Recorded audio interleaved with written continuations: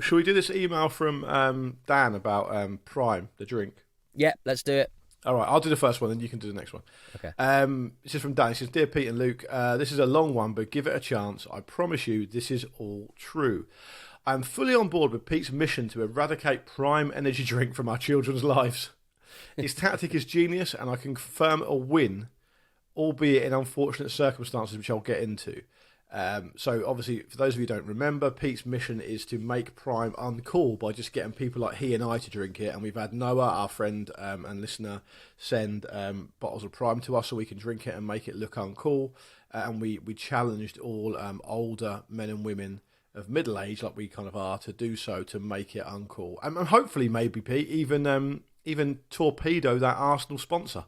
Yes, I think so. Yeah. Let's take it away from them. So Dan says, my 13-year-old son was obsessed with Prime as the entire nation of children are. He and his friends would run surveillance shifts on the local spa waiting for a new delivery. When said delivery arrived, the nominated scout would send an alert to all available children to swarm the shop like a zombie horde.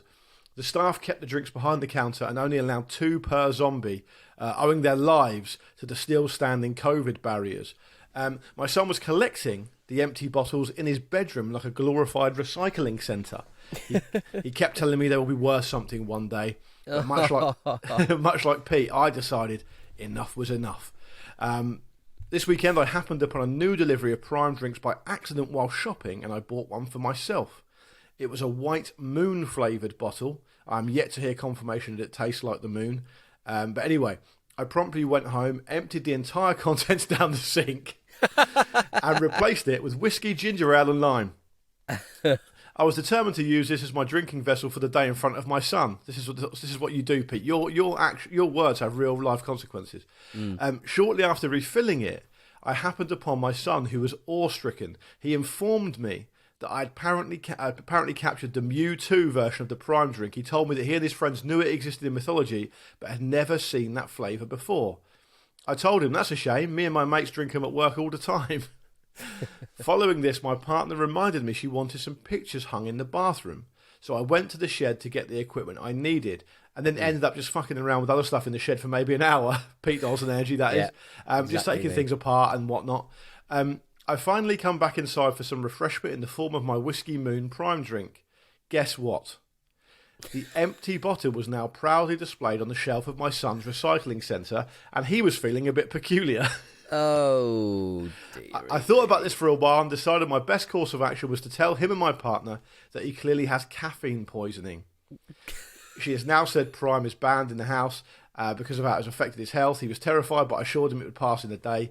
He has now told all of his friends and their parents. In consequence, there is no longer a delivery scout mission at the local spa, and they seem to struggle to shift their Prime bottles. Please don't let my partner know. Sincerely, Dan.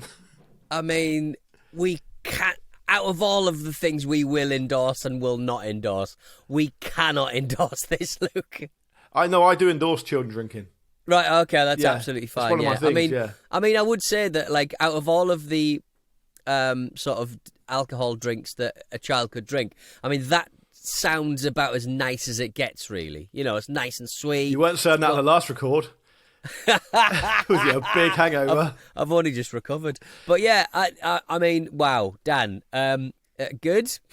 but the thing is, 13. So I remember, so I'm not endorsing that, obviously, that was a joke. But I mean, our American cousins will, I think, generally find it a little bit more shocking how early kids get drunk in the UK. Right. Yeah. Okay. And there is probably I don't know if there still is because I don't read the Daily Mail, but there used to be apparently a bit of a problem with it.